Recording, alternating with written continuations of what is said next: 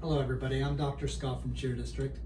I thought this would maybe a good time to come out of the woodwork and have a discussion about coming back to practice after being isolated so long.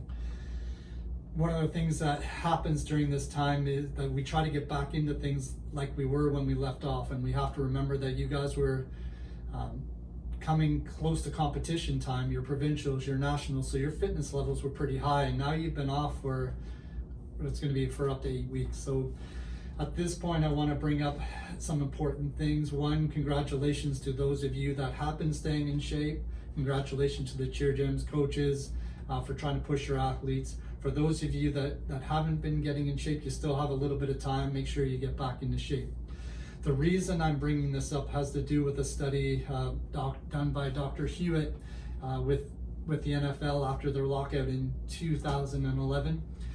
What they took a look at was the amount of Achilles injuries they had after the lockout compared to all the years prior, and what they noticed is there was actually a 4 times increase, so 4 times as many Achilles injuries, and most of these happen within 2 weeks of starting up the season. This doesn't exactly match what we're doing because you guys aren't going to be going into competitions, but we're young, we get excited. Some of you may try to go back to right where you left off.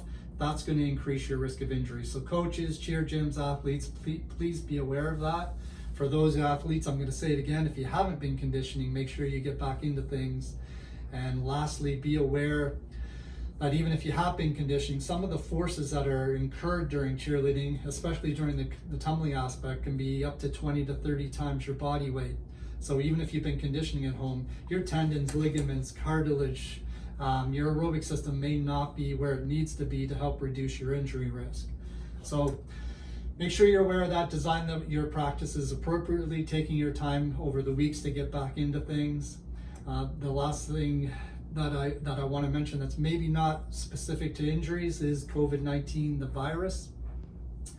Even if we don't have symptoms, some of your athletes can still have the virus in their system. So if you have access to testing, just make sure you get on that. If you're not, I just want you to be aware that not all people are going to be symptomatic, and that way they may transfer the virus. I'm sure you guys are all aware of that. I just wanted to bring it up again. So if you have any questions, you want to have any comments, you can contact me at scott@cheerdistrict.com.